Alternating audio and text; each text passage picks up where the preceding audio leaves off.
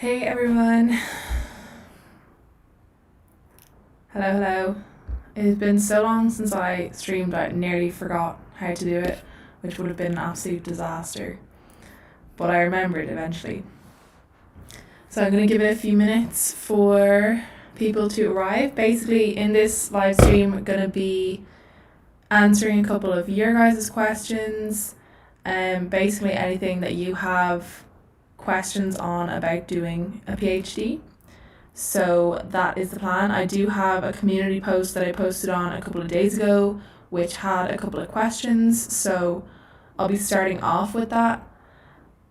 Hi there, you can see some messages coming in there. So yeah, I do have a couple of questions that have been posted to a community tab post, but I'll obviously be taking any questions in the chat as well. But I figured it would be good because I know not everyone is always able to make it to these types of live streams, and it means that you'd miss out on getting to ask questions. So do keep an eye on the community tab. If you see posts coming up in future, like, do be free to post questions there, and then when I'm doing any sort of video like this, I can look at questions from that. So I'm just going to give it another minute or so to see if anybody else is going to join.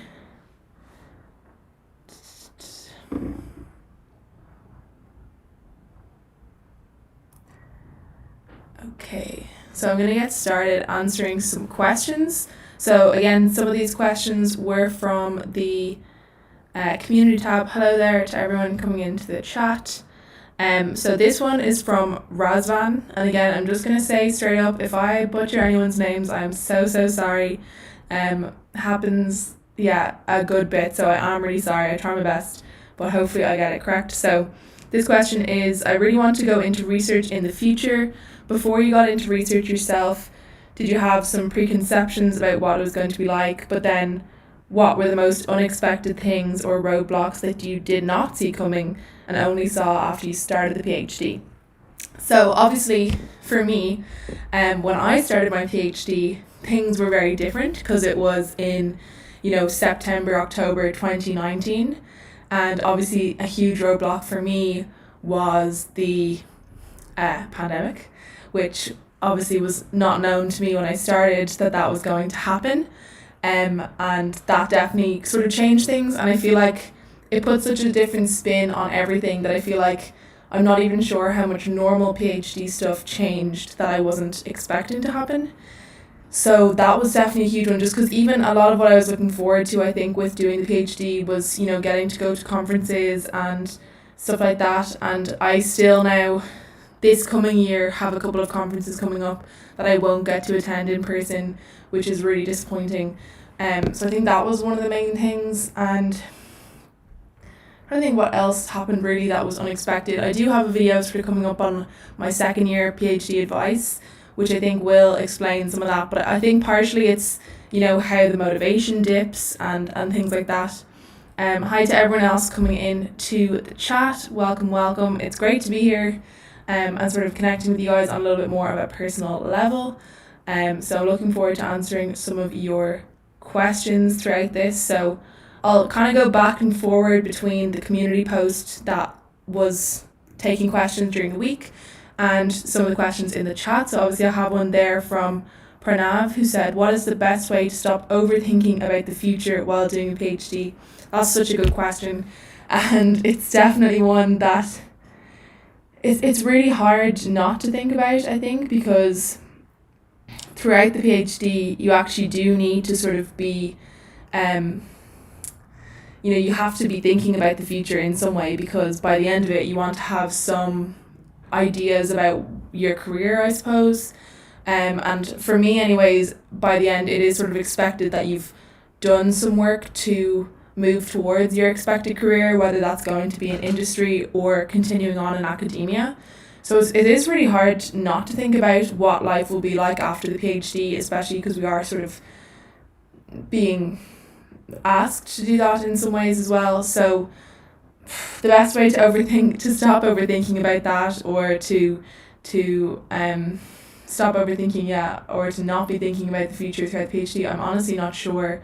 And I think one thing that can help it is trying to think about the fact that whatever the future holds, I think the best chance you have is to do the best you can in your PhD and really, really trying to make that the priority and trying to just focus on that as much as possible.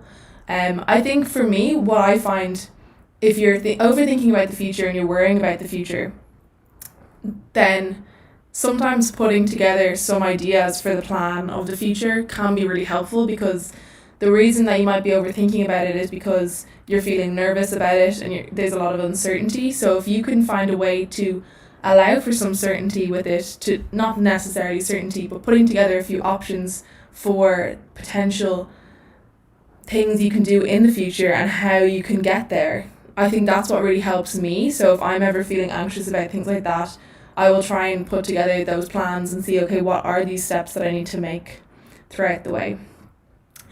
So hi there to Sandeep as well. PhD is such irritating work. Yeah, I feel that, I do. I'll take a question from my community tab and then I'll come back to these questions. I feel like this is going to be a big day for questions. So this is quite a good question. This is from Anandia, who says, can publications in top tier conferences and journals compensate for low GPA in undergrad during PhD applications? So like obviously I can only really talk about my experience, and I have to say I did have pretty good academic transcript going into my applications, but I didn't have any conferences or any journal articles whatsoever on my resume. So I feel like you can have one thing or the other, and usually that will help a lot. So if you have those journal articles and, you know, the conferences, especially top tier ones, you know, that's something that you're aiming to do within your PhD. So I do think that especially universities will look very favourably on that, because that is obviously something that they want their PhD candidates to do. So if you're already showing that you have a strong track record in publication, that is definitely something that I think they will look really well on. And I think that they would overlook certain GPA issues for those conferences and things like that, because at the end of the day it could be a class you didn't enjoy, or, you know, something that's not necessarily as important as the publishing of really good quality work. So I definitely feel like that. If anyone has any experiences with that, like themselves having had that like poor GPA, I don't want to say a bad GPA, but definitely having issues with their, you know, GPA or something, but had those qualifications in terms of the journal articles and things. If anyone in the watching right now has that experience and wants to share it, that would be super. Okay, so coming back to the chat, so I have a good few people saying hi. So hi to Vincent. I have a couple questions there. So I'm going to come into Sandeep. Can you please suggest how you can be tension free from your PhD? Well, I don't know if you can ever be fully free of tension during a PhD. Part of the reason, you know, that we have sort of tension is to help us. If we didn't have any tension at all, you know, we might never feel like we want to do work, or, you know, that if you didn't care, you wouldn't have that drive to do your work. So I think everyone has this conception that all tension is bad, and I don't think that, but I do think that having too much tension for sure can be bad. So I feel the best things that I found is just really making sure that you put into place things into your regular routine that allow for tension to hopefully not come up as much. So that could be making sure that no matter what, you are eating well and you're exercising every day or going for walks, making sure that you are ensuring that you're still scheduling in some downtime and some time with friends or family, and making sure that you get really good quality sleep. Like all of those things are things that if you don't take care of those along the way throughout the PhD, you would then probably have a lot of tension, and I think that's really important. Another thing is trying your best to disconnect from your PhD work once you're finished for the day, and just trying to close over your laptop or close over your books once you're finished and really just put those aside and just try your best not to think about it throughout the rest of the day, which I know is not the easiest thing to do, but we have to try our best, I think. Okay. So I have this question coming in from Deepika.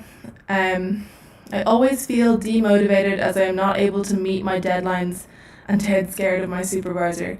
Oh, like, it's awful to hear, I think, when people have, any supervisor issues, just because, it is really hard when you're afraid to tell your supervisor that you're having a difficult time. But at the same time, sometimes it's good to have that relationship, because you don't want to be able to walk all over your supervisor at the same time. So I guess in terms of feeling demotivation, I think one thing that can really help is to do a few different motivation exercises to really get to the bottom of, why you want to do your PhD, what you hope to achieve with it, where you hope that PhD is going to bring you. On my Notion template, like, I have a few different motivation ideas, and I do have a video on it somewhere about staying motivated. Now, it's one of my older ones, so the quality is probably the same quality as you're looking at right now because of the streaming. It just never is as good quality.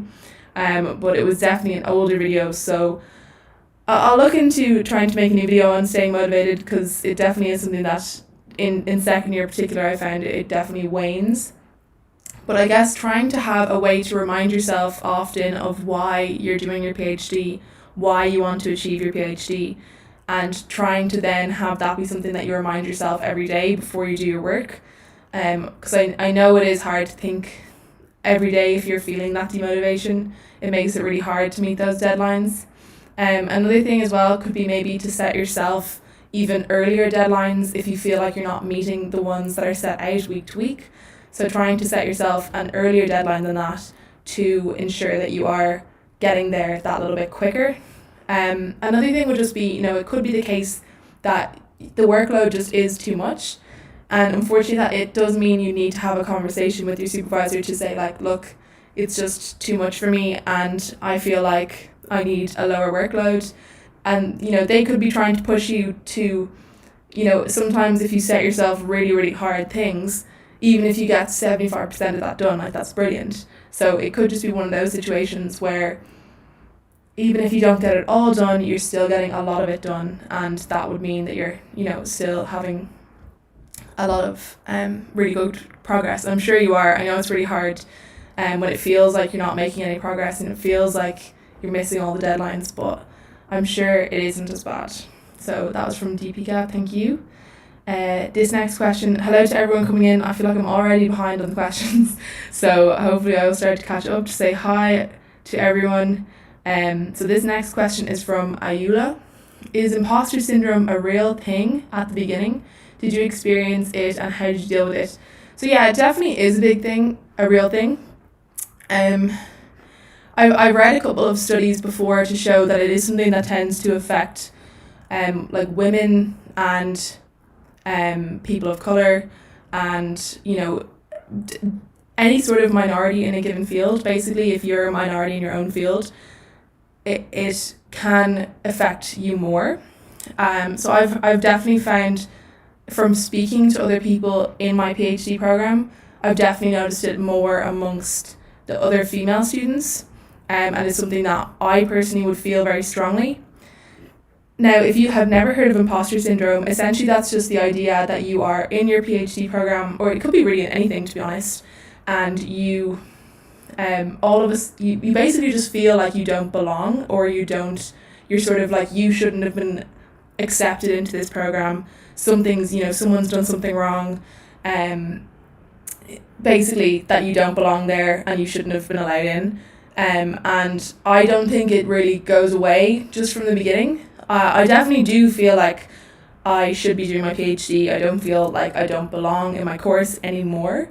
I definitely did in the beginning, especially because I'm in a computer science PhD program and I don't actually have a computer science undergrad or master's. So I came from a maths and statistics background and I'm now doing PhD in machine learning. While that is applied statistics and I definitely would consider myself more of a data scientist, I'm still in the computer science world, and it means that there's a lot of things that come up that I don't know anything about. So that can definitely lead to a lot of imposter syndrome feelings.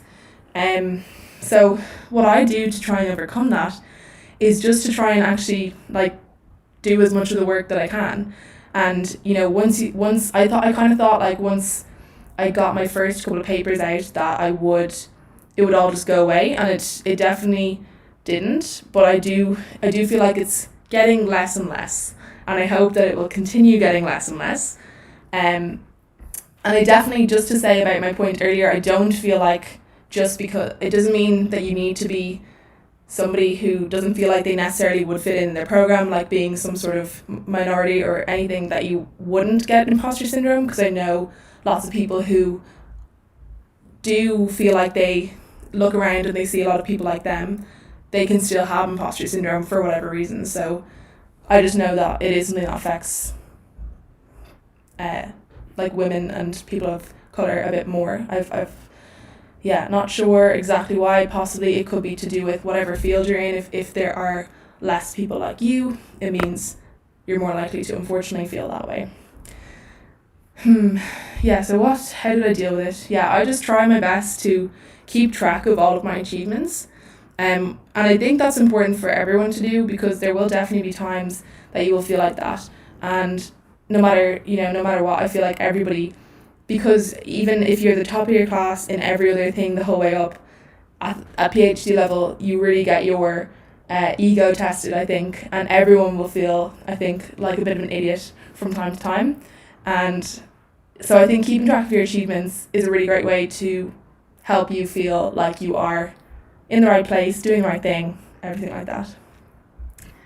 So thank you for that question, Ayula. Okay, so I've got a few messages from Vincent. Hi Vincent, 4 years old and is now doing my PhD second semester. Very good. Do my coursework. Do you need to do coursework before your qualifying exam? So every university, I think, is a bit different. So in my university, we didn't have a qualifying exam. We had, I guess it is sort of an exam, but we had to submit basically a large document, sort of 40-page report, kind of like a mini thesis, and also do a short presentation with a Q&A to sort of defend our work to date. And that needed to be done within the first year and a half, I think. And basically you either had to have finished all of your coursework, or you needed to have a plan for how you're going to finish your coursework before you did that exam.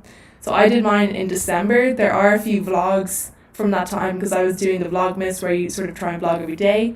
So there are a few vlogs where I'm talking about the what ours is, the student stage 2 transfer is what it's called. So you'll see a couple of videos where I'm sort of working my report, and like after my transfer and everything like that, you'll see a couple of videos around that, if that is of interest. But yes, thank you, Vincent. So hello to West London Gardner from fellow PhDer. This question, so Sheikh Shabjan, sorry. Is it anything possible to get collaboration work in abroad for part-time PhD scholars? Yeah, I mean, I don't see why it wouldn't be. Like, I have a collaboration going abroad, not directly at the moment, because I'm currently doing an internship, but I do have a collaboration with a university abroad as a full-time PhD student, but I don't see any reason why it wouldn't be possible for part-time PhD students. I suppose it just depends on, your type of research, and if it is something that is being done in other universities. So because I work in running related research, it's obviously to do with, machine learning models and everything, but there's so many people working on running research that it means there's sort of endless opportunities for me to collaborate. Whereas if you're working on something very niche, it might be harder to find someone to collaborate with. So this is from Shisakas. Good evening, sis. I'm from India. How to make our PhD productive in the midst of the COVID situation? Yeah, like that is a very good question. It is definitely a tricky one. There's been so many ups and downs, I feel, for me in terms of productivity with COVID.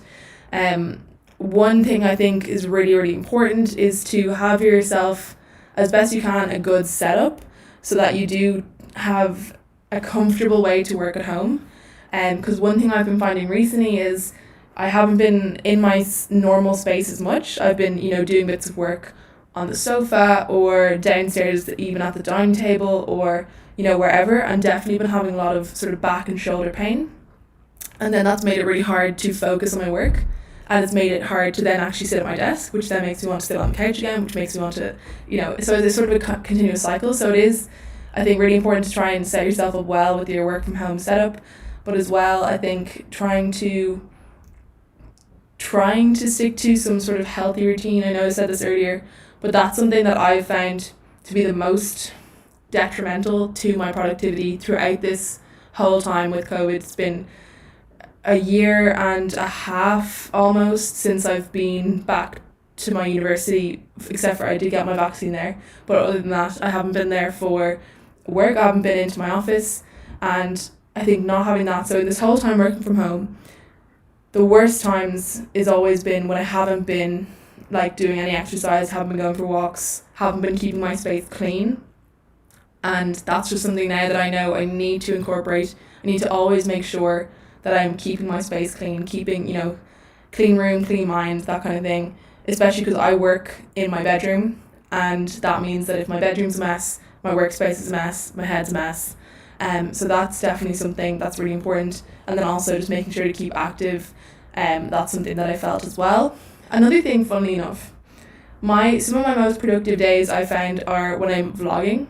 So I feel like you have this sense of accountability. So like when I'm going to do a daily or a weekly PhD vlog, because I am, there is someone watching at the end of the day. I'm trying to show you what I normally do, but it means I'm definitely more likely to get good work done. I won't be, going off on my phone. Not that I really do that much during the workday, but it just means I am a lot more holding myself accountable from having you guys watch. So even if it's not something you want to do in terms of, putting things on YouTube, it definitely can be useful if you have somebody to, be trying to vlog or do something like that, even just for yourself. I find that is really, really helpful.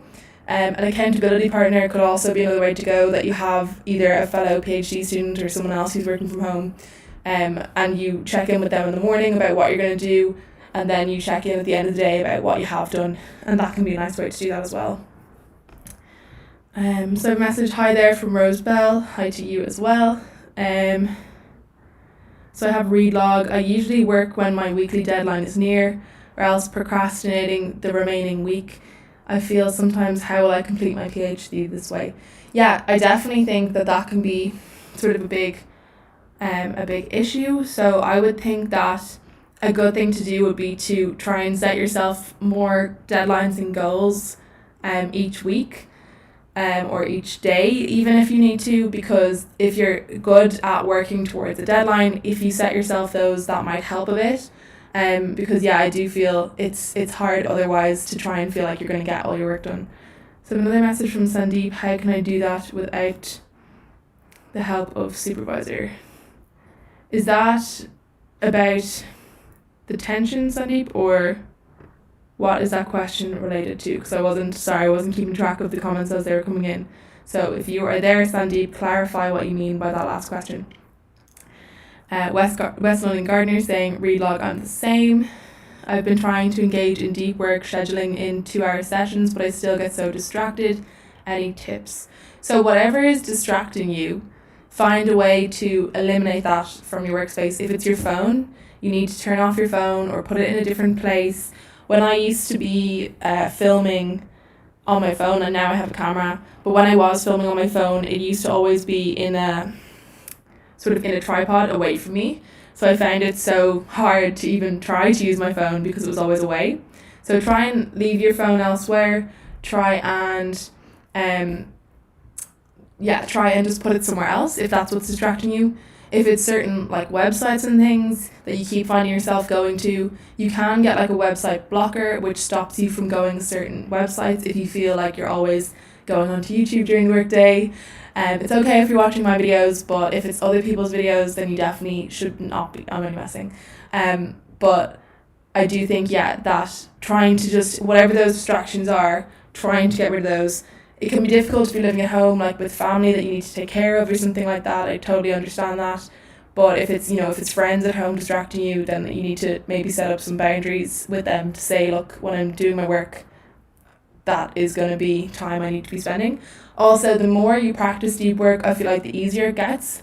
So in the book Deep Work, if you haven't read it, they compare it to when you're learning an instrument, a musical instrument. The top professionals can go on a 4-hour practice session, doing their music practice for 4 hours, and that's about as much as they could really do.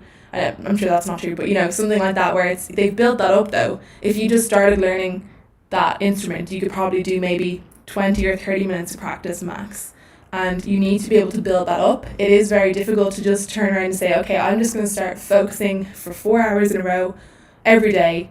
It's going to take a while to build that up, so don't be feeling bad if you haven't been able to get to that stage yet. So I would just say to keep practicing as much as you can, and keep trying to reflect on what is going wrong and trying to see how can you fix that.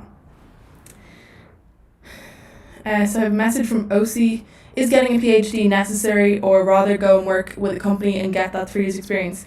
Like, that is totally up to you. At the end of the day, it really depends on what you want to do. Like, if you want to work in a company at the end of the day and you can get that job, then it sort of makes sense to do that job.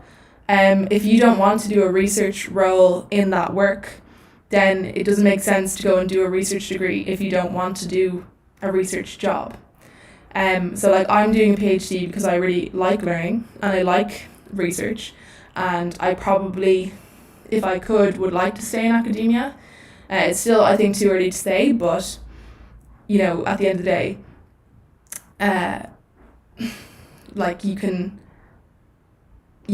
get that work experience now, and if that's what you want to do, then that possibly is a better idea for you, and you can always go back and do a PhD at another time. So somebody that I'm working with at the moment in the company that I'm doing the internship did go to work for a few years and then I think went back to do their PhD, whereas lots of other people who are working there just went straight to work and then that's what they did. So it really just depends on what you want to do. Vincent Tan, partial correlation coefficient sound familiar? Definitely does. Yeah, and I see down the bottom, hi to Professor to be. Look, I don't know if I'm going to be a professor. I really don't know. But we will see. I think I would like to stay in academia a little bit longer anyways. Doing a postdoc would probably be the next thing. And I don't know after that, basically. So from Munib, we have, does publishing papers help with stage evaluations? Yes, 100%. I think for my university, with my field being in computer science, I think doing your stage transfer without having a paper published would be quite rare. And it definitely does help because it shows that you've gotten a good bit of work done. And I would definitely say it obviously completely depends on certain fields. Like, in certain fields, you might only publish 1 or 2 papers in the entire course of your PhD. But every field is different, so it really depends. But yes, I do think it definitely helps. So from Esther, how do you select which statistical tools or techniques work best? Is it trial and error? So with statistics, there are, certain procedures in place that different tools are best for different problems. So that's usually what helps me decide. So there are just certain things, if you're saying works best, gives you the best results, if a more traditional statistical tool doesn't work and doesn't give you those results, then it doesn't mean you should start using random other ones just to see can you get more favourable results. In terms of modelling, so statistical modelling, I would always say start simple, and you can add complexity to your model, but there's no point in starting out with a super complex model that doesn't make any sense when you could have just done something quite simple. So a lot of my research actually would involve case-based reasoning, which is just largely the way that we have it is that it's largely down to k nearest neighbours, and it is a very simplistic sort of modelling approach, but it makes sense and it works. So at the end of the day, I'm not going to go and throw in a deep learning method when we already have a good simple approach. This question from Munib again, how to maintain a relationship with your supervisor. So it's good to put in place like some, I guess in your initial sort of conversations with them, to try and get a sense of what their usual working relationship is with PhD students. And I feel like asking them that can be a good way to start. So seeing, some supervisors will want to meet once a week, some will want to meet once every couple of weeks, some will want to meet a couple of times a week. So if you ask your supervisor what is their usual working relationship with their students, that can really help to understand how that relationship is going to go. And I think, that can be a great way to start. And another thing, to really understand what they like to see from meetings. So I know that my supervisor really likes to see results. So I always try to bring different graphs and different results to the meetings, because I know that that's what he will respond best to, rather than just talking about something. So, and he's also a very visual person, so I definitely would try to lean more towards graphs than, say, like raw results, which I personally respond better to, but everybody's different, and it's good to know how they work compared to how you work. Okay, so this is from, thank you message from Shizakix. Sorry if I'm messing up your name. From Vincent: how long do you plan to complete your PhD? I'm giving myself 5 or 6 years. So obviously it definitely depends where you're doing your PhD. So I think in America 5-6 years is fairly normal, like, or at least 6 years I think in lots of ones in America, whereas in Ireland it's sort of 3-4 years. My PhD is funded for 4 years, and I originally wanted to complete it early, but now I don't really feel like that, because I'm probably going to be staying, well, that's maybe wishful thinking. I would like to stay in academia, and it means that if I can get the most out of my PhD and continue publishing before I move on to doing a postdoc, that would help me to land a postdoc basically. So I'm planning on basically coming in just a little bit before the deadline of 4 years, to give myself enough time to, if something, usually when people do their vivas, they usually have some minor revisions or major revisions, but I'm giving myself enough time so that I won't be unfunded for that time basically. Where are we? So this is from Sheik. Please answer before you sign off.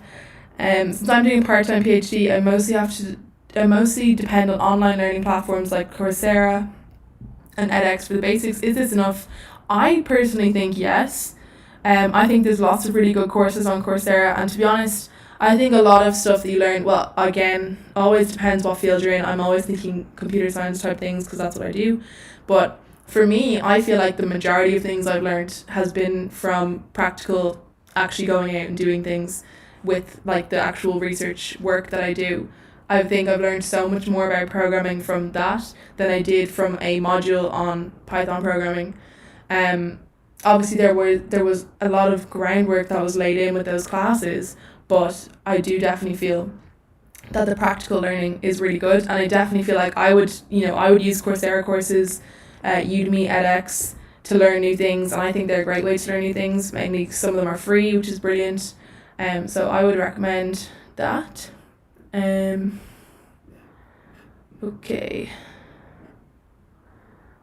another question from Shizakas. How to manage YouTube and studies together. Actually, I made an educational video where I share my experiences.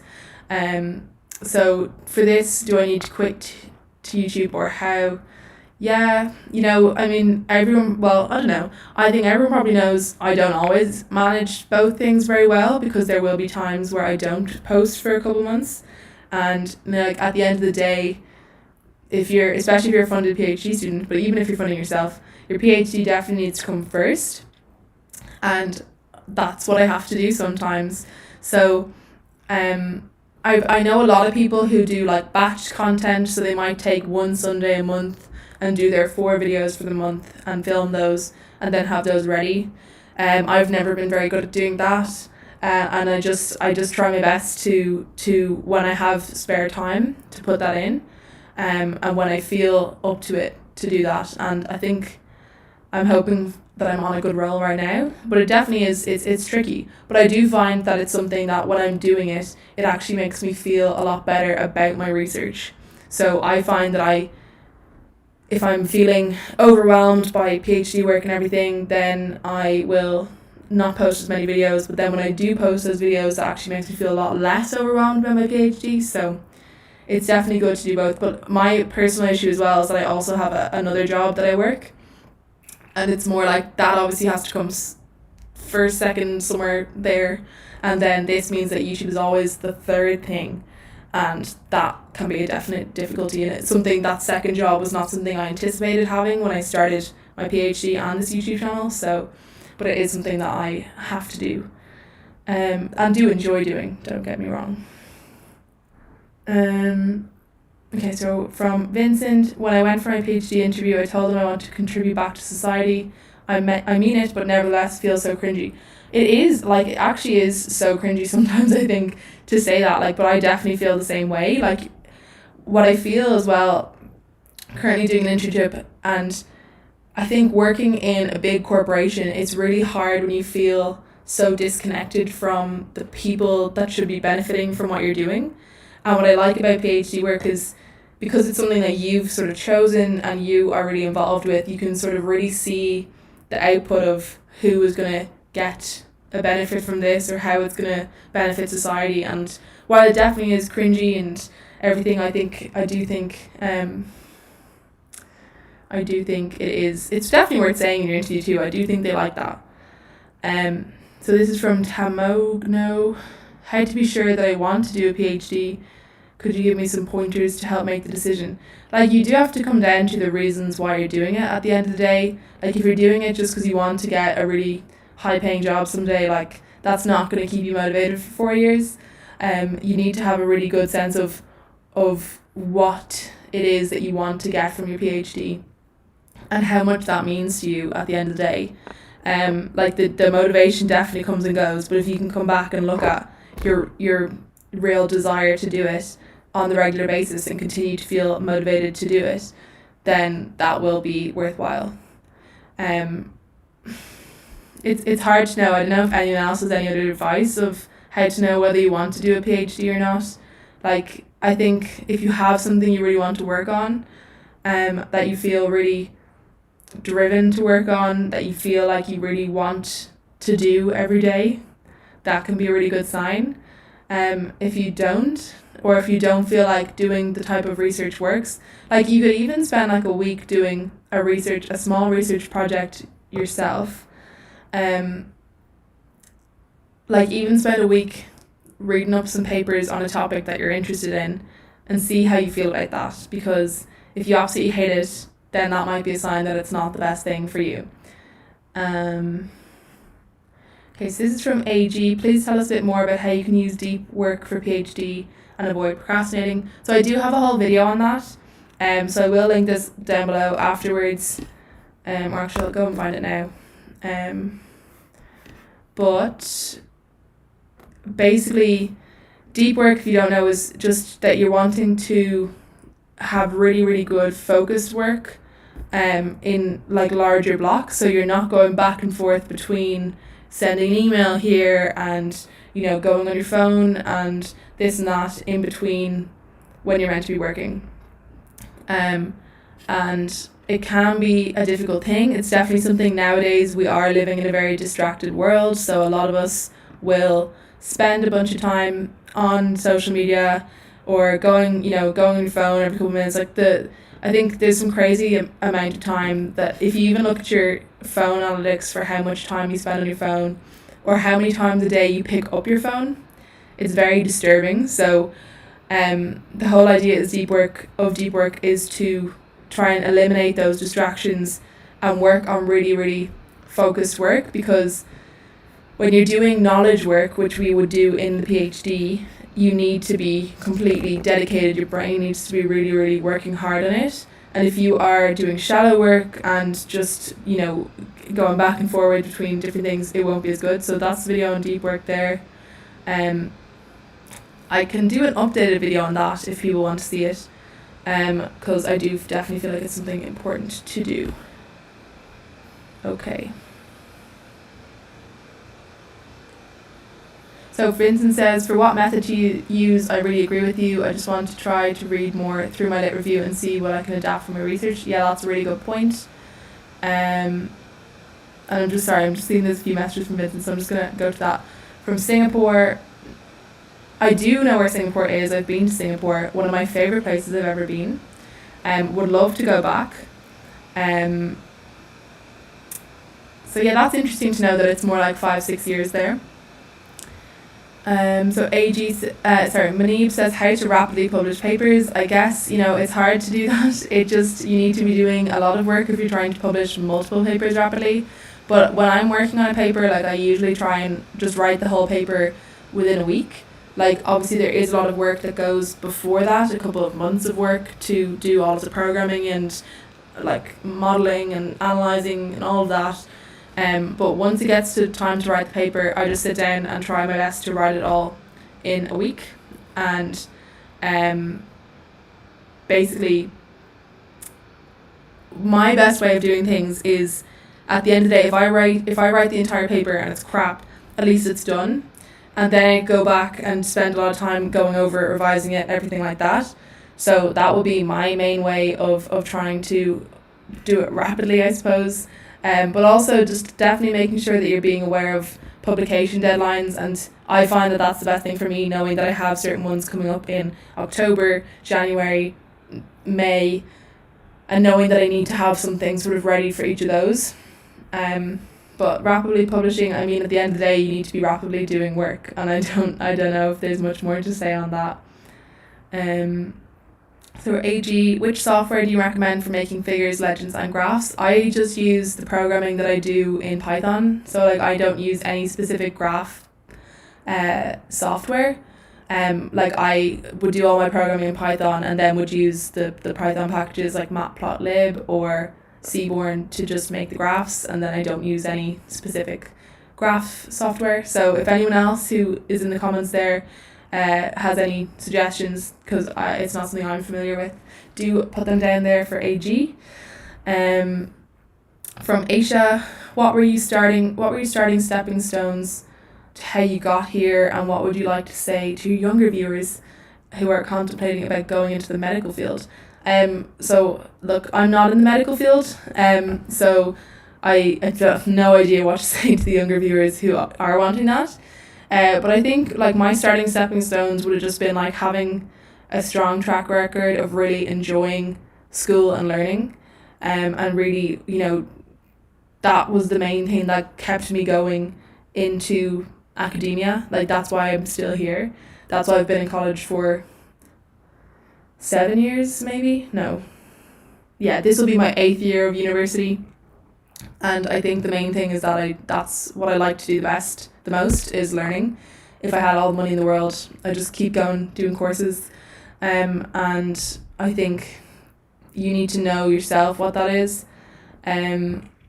Other stepping stones, I think doing a research internship, if you can get your hands on one, is a great stepping stone, because obviously it gives you that sense of what research is like, and it really obviously gives you a sense of whether you really want to be doing that. So it's good for your application obviously to have that, but it's good for yourself as well to know, is that the kind of work you want to be doing?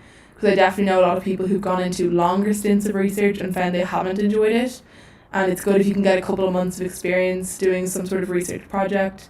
I think that would be the main thing that I'd recommend doing. So Vincent said, I complete a few Python courses from Coursera, University of Michigan. Yeah, I definitely always recommend things like Coursera. And Vincent saying, I told the interviews that I'm definitely not going to become faculty. I mean, I feel like you can go into your PhD thinking that and then have a lot of things change. So it'll be interesting to see if you still feel like that at the end of your PhD. So another one from Aisha, PhD can be very stressful and hard. How do you cool off and take a step back from all the pressure?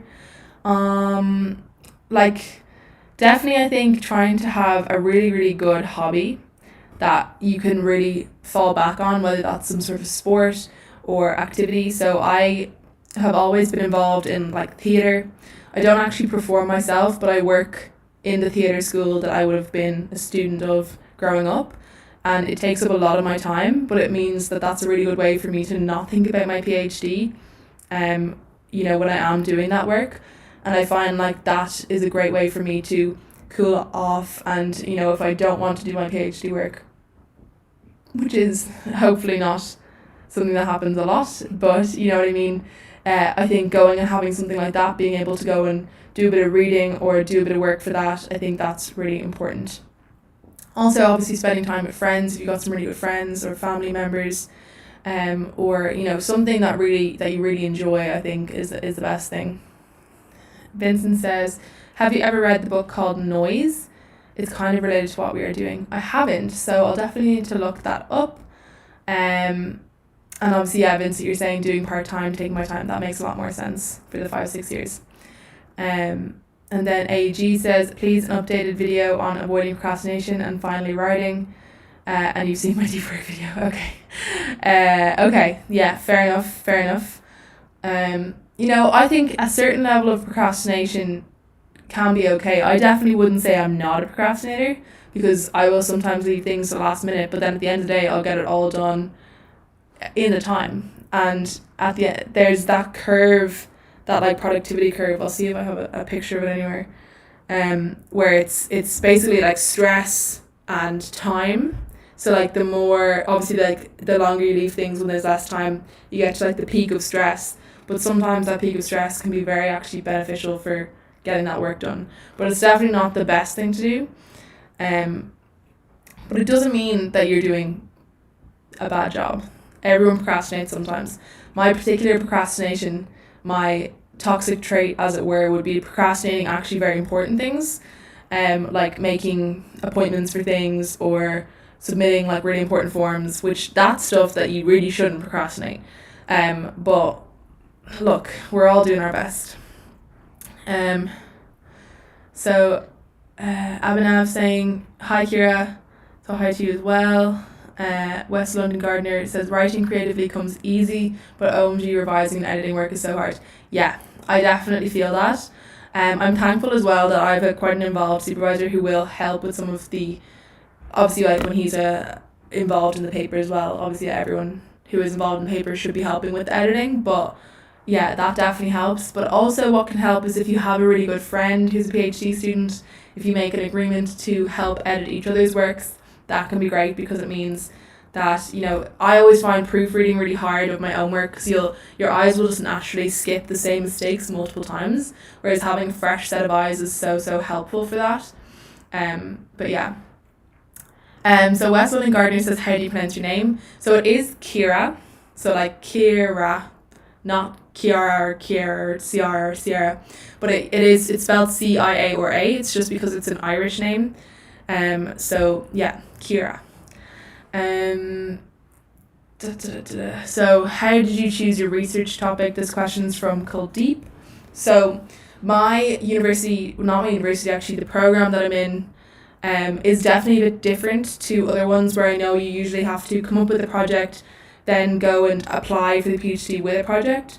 Mine was a bit different insofar as I applied for my PhD, got into the program, then we did some work meeting different supervisors who had different project proposals, and we chose one and developed it a bit ourselves. But I didn't have to come in with my own research topic, and I'm very glad of that, because I don't think I would have applied for a PhD if I had to do that. And I do know in different universities you can find there are always PhD projects available with specific topics, but it's hard to find ones that you're necessarily interested in. But that's definitely something I felt much better about, going on a project that was established by an established professor essentially. But I know other people who did come into my program with their own topics, ideas, but very few. Okay, so this is from Abhinav. I'm pursuing my DSBA 1. I don't know what that is, but so my 1-year course from Great Learning in collaboration with the University of Texas, and now I'm stuck working on the capstone project, and I haven't done PCA, and I don't know how to perform regression on it. Oh, it's been so long since I've done principal component analysis. So So you have your principal components, and they are basically like a subset of your features, but sort of new features that have been created from the features. If I'm not mistaken, I feel that once you have your principal components, if you're just doing, let's say, a linear regression, let's say if you have just one principal component where before you had hundreds of features, you should just be able to do it as a linear relationship between your dependent variable and your principal component, and just act as though those new principal components are new features, like that those are just the features that you would have had, and then just do regression the same way you would have done before with many features. Now you're just doing it with these few like principal components. I might be wrong, it has been a really long time. I haven't looked at principal components since like third year of my statistics degree, so yeah, please, I might be wrong, so I can get back to you at a later date. So if anyone knows full well that I'm wrong, tell me in the comments. Okay, so Sheik says, my work is related to image classification. Can you suggest me some useful Coursera courses? Honestly, I'm not sure what would be on Coursera these days. I haven't been on in a while.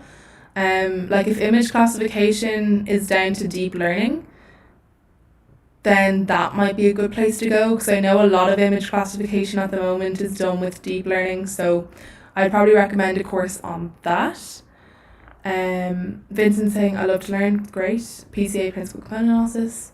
It's very fresh perspective to understand the motivation from the young one like you, thank you. And use Grammarly. Okay, very interesting. Okay, Abhinav says data science and business analytics. Okay, that makes sense.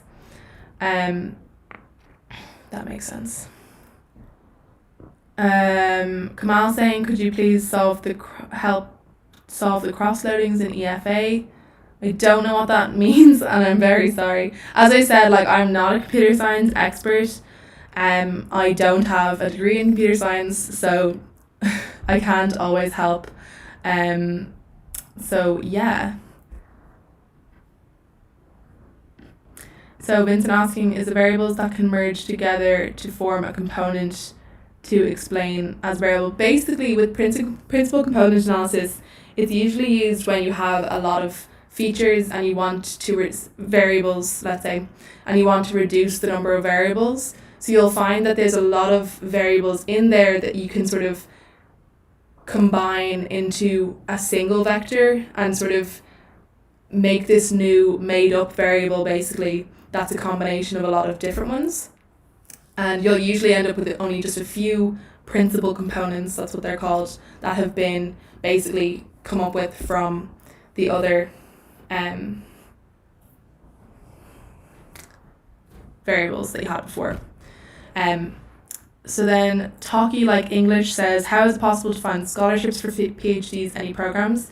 So I just looked within my own university. I asked different professors and they were able to point me in the direction of different programs to apply for. I only applied for the one program. So in terms of general funding, I'm honestly not sure. I know in Ireland, like Science Foundation Ireland would be who funds a lot of PhDs in sort of machine learning and things like that. So that's honestly the only one I know, because I didn't do a lot of that research myself. So yeah, that would be it for me. I do have a lot of other questions that I still need to answer from the community tab post, so I'm going to go back to that for a little bit and answer some of the questions, because I know not everyone's going to be able to make this. So there's some really good questions on this, so I am going to get into those. Okay, so I've answered those two. So I have a question from Avard. I hope that's how you pronounce your name, but I feel like it definitely isn't. So if you had 2 years before applying to a PhD in STEM, what skills or maybe tools would you start to learn or perfect? Anything that can make you say, I wish I had learned that when I had the time, or maybe something that you can make that can be one step ahead. And then also about my application process. So yeah, I'll come back to that second part. But basically, what skills would I have preferred to know before my PhD? I think the best thing that I could have done would be to basically work on a machine learning or research project before doing my PhD, because I felt personally very sensitive about my level of programming knowledge. Even though I'd done so many courses and I knew a good few languages, I still, because I hadn't done any sort of self-directed projects, I felt very personally uncomfortable with that. So I think it'd be good to know what kind of skills you're going to need as part of your PhD. So, obviously if you're a lab-based PhD, you'll need to have lab skills. Everyone will need to have, written skills for, papers and the thesis. So if you make a list of the skills you think you'll need in your specific PhD, and figure out which one is your weakest one. So I would have felt most sensitive about my programming, and I chose to work a bit more on that in the summer before my PhD, and that would just be the same thing that I recommend to anyone.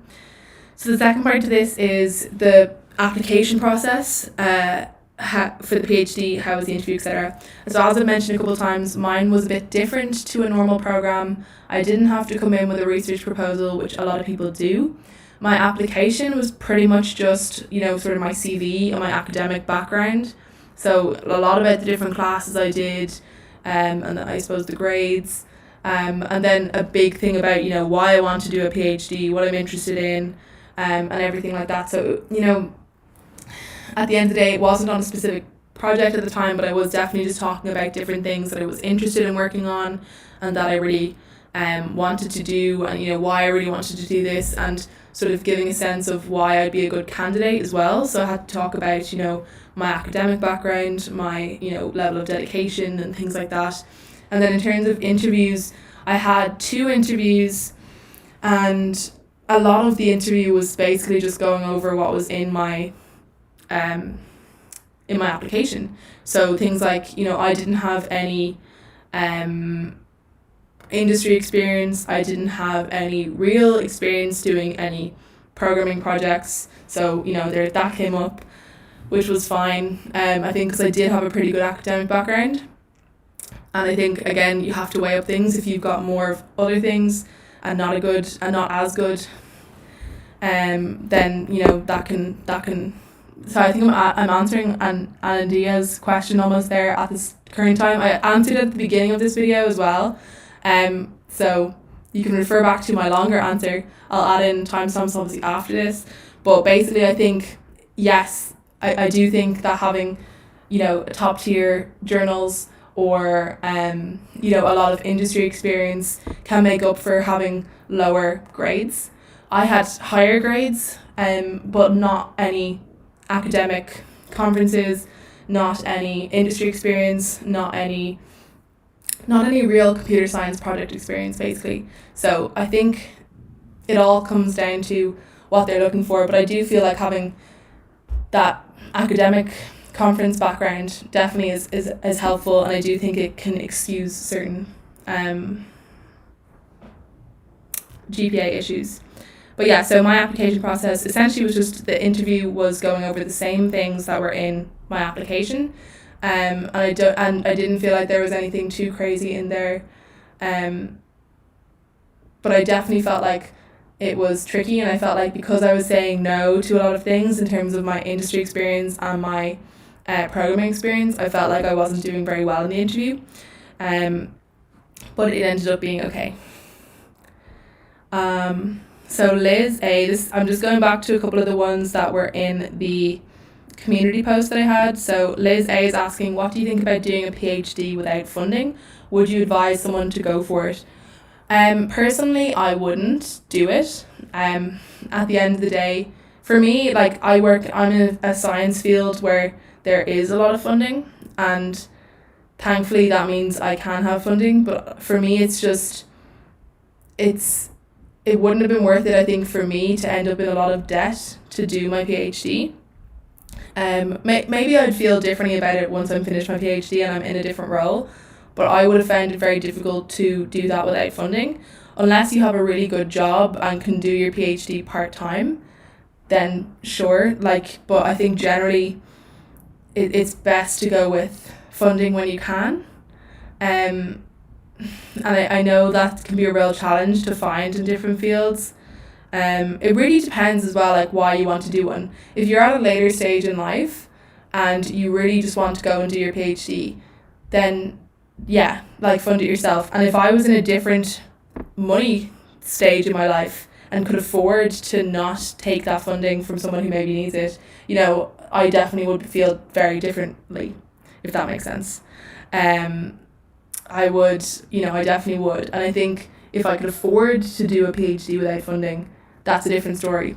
But I would say definitely wouldn't recommend doing a PhD without funding if you can't afford to do it, which I know a lot of people do put themselves into a lot of debt to do different degrees. So the Iraninini, that's the name of the account there, asks, how much into the PhD do you think we should start actively working towards the next career step, example, postdoc? So I'm just coming up to the end of my second year of my PhD. I'm currently doing an internship in industry. So this is obviously a big career, you know, seeing if this is the right career move. So this is definitely something for my career. And I think it is important to be working on it as you go along, because if you come out of your PhD, let's say wanting to do a postdoc, but none of the stuff you did during your PhD is leading up to a good way to get into a postdoc, then you're going to have a tough time getting into postdoc. Same way, if your work that you did during your PhD is not the kind of work that an industry focused job would want, then, you know, that's not going to be good either. So I do think it's important to be thinking about this from the early stages. Now that I'm sort of finished second year, once I finish my internship, I'm definitely going to start to be focusing a lot more on trying to see what I can do in my last 2 years to make the career that I want. And I think that's when I think you really need to hit it hard. We'll see how that goes for me. Maybe I should have been doing this even more, but we will definitely see. And I'll try and keep you guys up to date with all of that as much as possible. So Fatima asks, how have you made a research proposal to apply for your PhD? What was the process? So no, I didn't have to do a PhD research proposal. I've said that a couple of times, so I'll just refer back to an earlier timestamp. It'll be somewhere about just research proposal, application, etc. And then Vishal as well, this is the last one from the community post, is asking, why didn't you do your PhD from some other institute or country? Why did you choose your current institute? So I'm doing my PhD in the same university that I did my undergrad and master's, and it is the university that I always wanted to go to in my country. And yeah, like that's sort of the reason. I think it's a really good university. I really like being there. I have done a study abroad in another university in the United States, and I didn't really love the experience in terms of the academic. I don't want to say anything, you know, against the place, but I didn't find that it was as good as my university, which I found kind of crazy because in terms of, you know, rankings, I don't even think mine would be anywhere near the top 100 worldwide, and this one would have been pretty high. And I just didn't feel like academically it was as good. So I just feel like I'm happy with my university, and that's where I'd like to stay if it was possible. And yeah, that's sort of the choice on that. Okay, so coming back to the chat, let's see what I've missed. What have I missed? Okay, so Kuldeep says, thank you, Ciara. One last question. Any suggestion for research topic and platform or communities where I can find a research topic?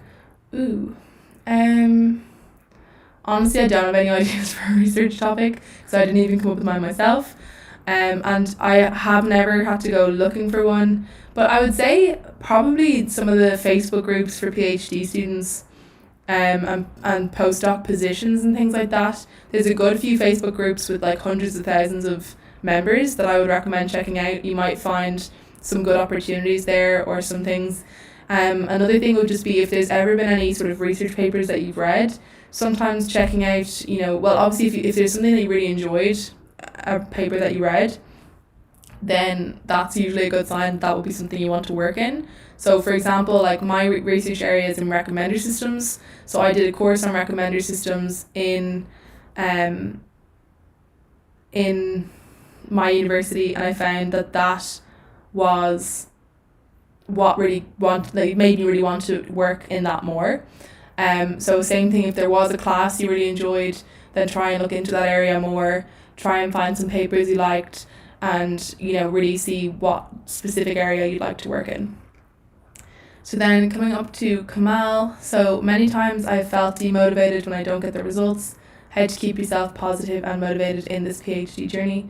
So I have a video on motivation, and I think I could do an updated one or just include some information, because I'll have my second year PhD advice coming soon, and motivation is definitely something I struggled with this year, so I'll definitely touch on that a bit more.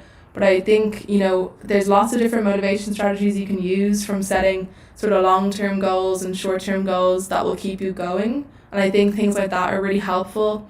I will have my motivation video linked. Even though it's not the best quality, I do think there's really good info in it. So I think setting those long-term goals, setting out a whole plan for your PhD, for what you really want to get from it, and having something that you can really look back at and keep yourself going. Setting yourself small little goals to achieve along the way, and keeping track of those achievements as well, I think really helps to keep yourself feeling like you're getting that work done. So small or big achievements, I think just congratulating yourself for those, and even each day trying to look back at it and say what was something you learned that day, or what was something that you gained from that day. Sort of not a kind of like gratitude, but more like I suppose reflecting on your work as well. I think that can be really helpful. So Vincent says your GPA must be good, that's why you got your scholarship. Yeah, like, I don't know, it was my undergrad, I ended up only getting a 2-1 degree, so that's a second class honours. Not only, I know it's still a great achievement, obviously, but my master's I got a first, and I got a couple of academic awards throughout that, but that was something that I think was helpful for me to make up for some of the other things that I was lacking in terms of possibly some industry level or research experience at the time. So Misty says, what is the topic of your research? So I work in recommender systems, and I work on recommender systems techniques to support marathon runners. So basically I would use the type of data that you would have in your smartwatch, basically, that tracks when you go for runs, tracking your heart rate or your step, the the distance that you travel, the speeds that you travel, all of that stuff, and basically analyze people's training programs in the lead up to marathons, and sort of see, can I predict things like their marathon finish time based on their training? Could I provide some injury maybe advice, things like that? So I'm working in recommender systems techniques all around things related to marathon running using that kind of data. What is the difference between conditional and unconditional offers, please? I'm honestly not sure. I think if this is to do with getting accepted into a program, I'm guessing a conditional offer would be like you're accepted provided you keep your GPA above a certain level or something like that, and unconditional would be that you're accepted regardless, but I'm honestly not sure. It's not really the kind of terminology that'll be used where I'm from. Vincent saying, try to understand what's your passion in the field you want to do your PhD. I think that's such a great suggestion. Vincent's coming in with a lot of good suggestions today. Talk You Like English says, how to make better art publishing skills. Is there any course to prepare with? I definitely think doing an academic writing course or a scientific writing course in your university if possible, or if there are any online, I think can be really helpful for that. I don't know of any in particular, but I do think that can help with just making sure that your work is well structured and well written. I feel like I learned a lot, even though I would have, decent, obviously, English skills being my first language, but I thought I would have had pretty good, grammar and things like that as well. But I learned so much about how to write in a more effective way from doing an academic writing course, so I would definitely recommend doing that. Abhijit saying, hey, I joined late. How are you doing? I'm doing pretty well. Thank you for asking. I hope you're doing well as well. Oh, I lost my place. Omar saying, first, thank you. Just started my journey. Any piece of advice in the beginning and how to choose a subtopic? I suppose, like sub-questions, sub-research questions usually just come up from really having a good hard think about a problem. Like, I know that's not exactly, I know everyone wants those, top tips and things, but I think really spending some time doing a big brainstorm around your topic and really just trying to spend a lot of time trying to think about what could be potential areas that you want to look into more. That can come up a lot as well from reading relevant literature. I feel that can be a good way to get inspired and to think about, what really you might want to look into more, because there will be, lots of opportunities for sub-research questions, but it's think what are you most interested in solving and also what would be solvable throughout the course of your PhD. Abhijit just has some advice with regards to Anandia's question about the sort of GPA and everything. It depends on the university. Yeah, 100%. That is very true. So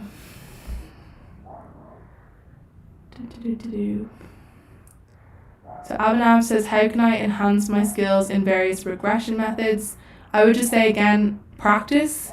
So trying to practice different methods and trying to find, some toy data sets to play around with and just practice, and also to do some online courses where possible. Sorry if you can hear my dog Lola barking in the background. Not a lot to be done. Okay. Can you get a PhD in business? I don't know, but I don't see why not. That is pretty much it. So sorry, I don't speak whatever language it's in. So unknown name says, hello, I'm very happy to see you. I lost it. I'm second year PhD in computing science. I literally didn't do anything yet and I feel very worried. I have ideas, but I don't know how to start an article. So I would just say that, I'm just seeing more from you. I don't get on well with my supervisor, and I have the idea, but I don't know from where to start, especially that I work full-time job in parallel. Well, that's hard.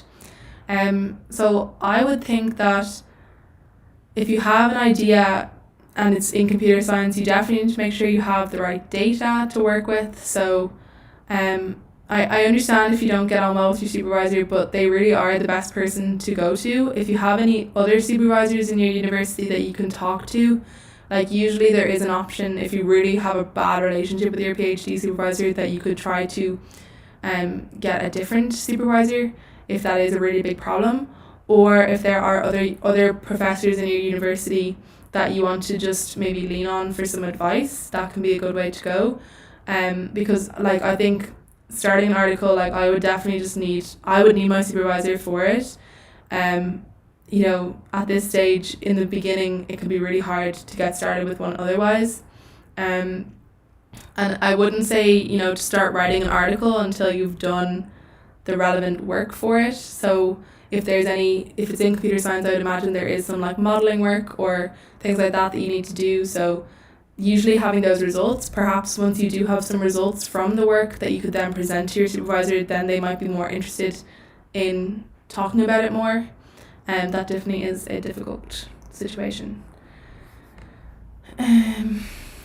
What technique, this is from JK, what technique would you recommend to cram for multiple exams?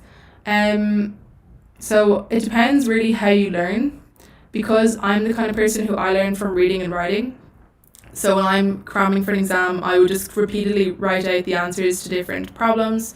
I would spend a lot of time writing sample answers, reading different chapters and things, and that's the best way for me to do it. If you're more of a visual learner, then you might have a better time drawing out diagrams and learning from things like that. So it really depends on the best way that you learn. So trying to think about in the past, how have you learned best? Do you learn best from looking at things, from hearing things, from doing things or from reading and writing and things like that, and trying to just do as much of that as you can in the time. That would be my recommendation. Okay, so Annie Carroll, how do you deal with comparison with other students in your program and feeling like you're not doing enough or just aren't as smart? Yeah, like it definitely is hard. I think, one sec.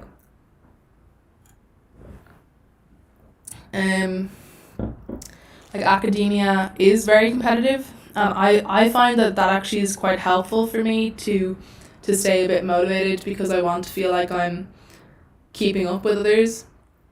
And so I would sort of see that as somewhat of a positive for me, but I know other people can feel that it's definitely not, and it actually detracts them from doing their work. So I would just try your best to focus on your own. I actually have found with COVID, it's actually been quite good for actually disconnecting from a lot of that. Like I have no idea how most other PhD students in my program are doing, and I feel like that has meant that I can really focus on myself a lot more. So if you're feeling like there are a lot of people, trying to do a lot of comparisons and things that you don't feel like is benefiting you, just try your best to not take it in and just to focus on what you need to do. Like feeling not as smart, that just happens with the general imposter syndrome. So I think definitely always keep track of your own achievements, and just, focus on you. I know it's a challenge, but that is all you can do. And once you're doing what you need to do to get your PhD done, once you're meeting the goals that you and your supervisor have set out, at the end of the day, that's all you can do, So, yeah, Vincent helping everyone out. Talking like English, thank you as well for all your questions. Vikram says, how are you able to study so much? I mean, like I'm not, like I don't study so much, at the end of the day, I do what I need to do and that's about it. Like I don't spend more than the recommended hours of study. If anything, I'd occasionally do less. And yeah, I'm not the kind of person who wakes up at 7 and studies until 7 at night. That's not me, and I don't feel like that's effective. So I would usually do a good couple hours of focused work and maybe a couple hours of admin, less focused stuff that you need to do. And what motivates me actually to do my work more is that I know I've set out certain work for whatever day, and once I get that done, I can finish. That's my own rules, and that's the benefit of having a PhD lifestyle, is you can be more flexible provided you are getting your work done. So I try to set myself certain things for a given couple of days or a week or whatever. Once that's done, I can go and have a nice time, and that's what helps me. So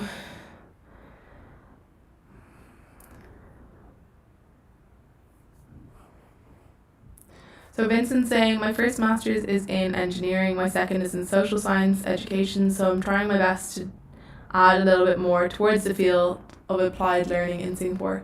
Sounds very interesting. So I definitely feel like, the education one can be quite useful, I'd say, for doing your PhD as well, because obviously there is usually some level of engaging with students and stuff that you have to do, so I feel like that's probably very helpful. Talkie Like English says, how to find proper conferences to join. As far as I understand, you mentioned that it is better to do well with conferences instead of rising your GPA. Well, okay, I wouldn't say that. Like, I think it's obviously, if you can have a good GPA, that's great. But I think that certain universities, I think, will be glad that you have either industry experience or a strong publishing record. I feel like usually those things go hand in hand.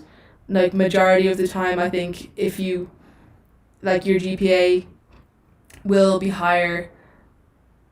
What am I trying to say? I don't think it's likely that people have really low GPAs but have managed to get into really, really high conferences multiple times. A lot of the time. I think it happens sometimes, but usually it's the case that people who are putting in a lot of work in their university and getting those grades up will be the ones who are more likely to get into conferences.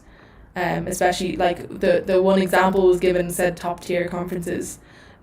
So finding conferences, like, you need to research that, look into your field, and for example, there's the H index to determine, or the impact factor, things like that, to see if they are good quality ones. Basically just looking into whether the conferences tend to produce papers that are referenced a lot. So yeah, I'd say try and get your GPA if you can. I think going into academia, I think having a strong academic background is a good thing to have. And I think you do need to get it up at some stage. Do you know what I mean? For example, the redhead academic will be a YouTuber who talks a lot about not always having a strong GPA, but she then did a lot of work and got up there and managed to transfer into really good universities and has done really good programs since, and now has a really strong GPA. So I think it's not like you can just not bother getting your GPA up or trying. I wouldn't say that. Okay, so Bikram saying, how are you able to study so much? I mean, I'm just an undergrad student and lose all interest in studies because studies in India won't make you employable. That's why I would start. Okay. Yeah, I still think even if you feel that your studies won't make you as employable there, it could mean that you might have other opportunities elsewhere sometime.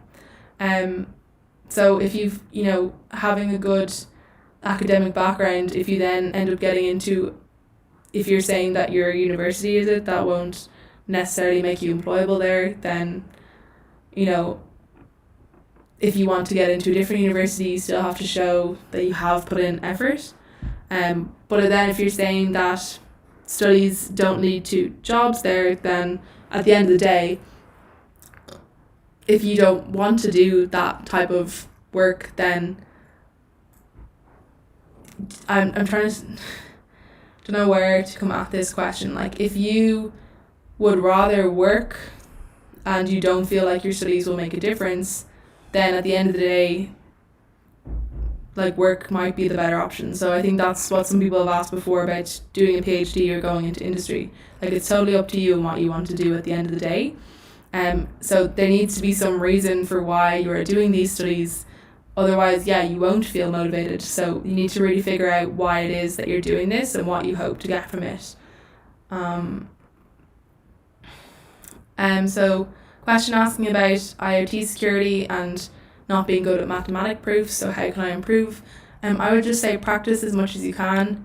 There is no quick fix for these things. It doesn't, you're not just going to magically get better. At the end of the day, if you want to get better at something, you need to practice.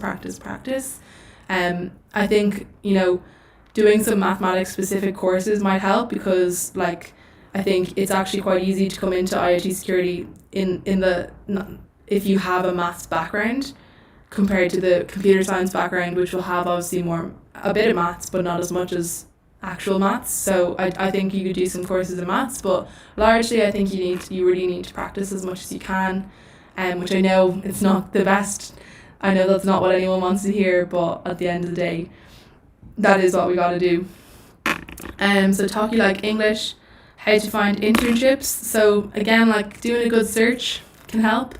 Looking up different internships, that is the best way to do it. Most of them will be advertised on things like Glassdoor, or you could reach out to companies. But if you're trying to get into a big company, they won't just have random job opportunities not listed on their sites. A lot of the bigger companies will have all of their job opportunities on their sites anyway, so if you want to work in specific companies, then I would go ahead looking there. Sometimes you can also get them from within your own university, can help open the door with a certain industry partner. That can happen as well. So talk to people in your university to see what opportunities might be available.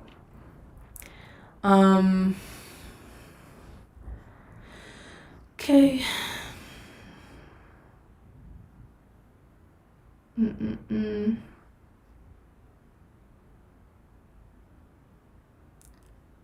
So Nuclear Nadal says, do you think data science master's degree is a good option to get into the data science workforce?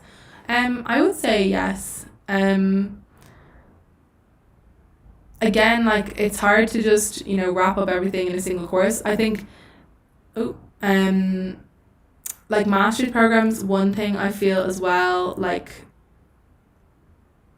for me, I felt like my master's was definitely an investment in terms of money that I don't know how much I got from in other ways. And like master's programs generally can be quite expensive, so it's something just worth thinking about. Could you get that experience and could you get into the workforce without doing it?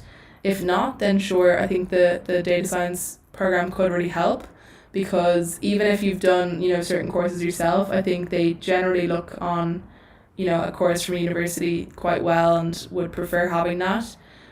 So I do think that would be worthwhile.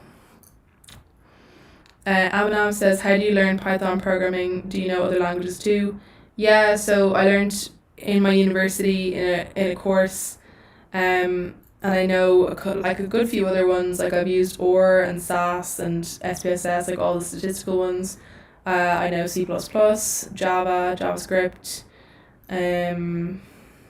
like just normal HTML programming, but I basically only use Python. So yeah, like you'll learn a lot throughout the years, but always come back to Python personally. And then like, you can learn other ones as well. Like I've learned things like big data things such as like Bash programming, Spark, things like that. So yeah. Okay, and then Vincent's saying, my statistics professor recommended some YouTube channels. That's good. Okay, right, I think we're coming up to the end of this live stream.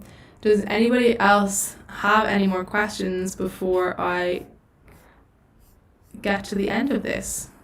I actually thought for a second that I wasn't going to get through all these questions, because there was a good few. So I have already covered that question about funding.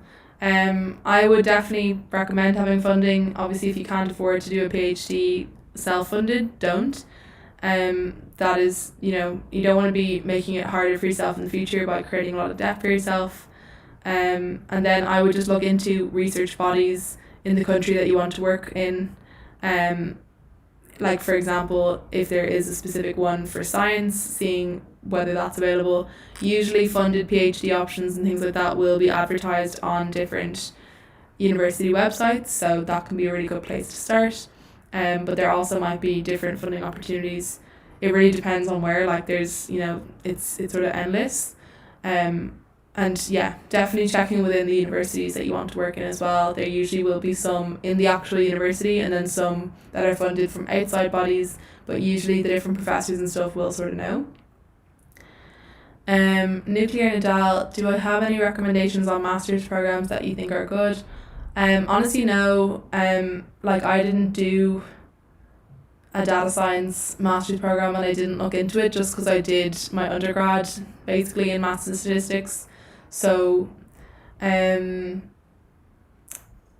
my program was sociology and data science, and I wouldn't necessarily recommend that if you're trying to get into data science unless you're from sociology. So I would just say to shop around. I personally I haven't done that, so I wouldn't really be able to recommend any. I would just say to shop around. But yeah. Anyone else got any last questions before we wrap up? Can't believe this has been a whole almost 90 minutes of chatting with you guys, so thanks to everybody who has been here in the chats. It's really, really great to be able to have a proper chat, because when you post videos and there's comments and everything, but it's always more fun when it is in live time. Abhijit says, is my internet down? Can anyone see my questions? Did I miss a question from Abhijit? I seen some of your comments earlier, Abhijit, but I didn't see any of your questions. So maybe just give it another go. So Abinam says, how about jobs in Ireland, since two of my friends moved there and working in Facebook? Yeah, like I actually think Ireland is a pretty good hub for data and computer science jobs at the moment. We are like the European headquarters of a few different companies. And I definitely feel like it is an area, like we have a lot of people working in STEM here. So I definitely think it's good. I will say like the cost of living here is really high. In Dublin specifically where I live, that's why I still live at home, but that's the thing to just sort of bear in mind. Like the salaries, I wouldn't say reflect the cost of living here.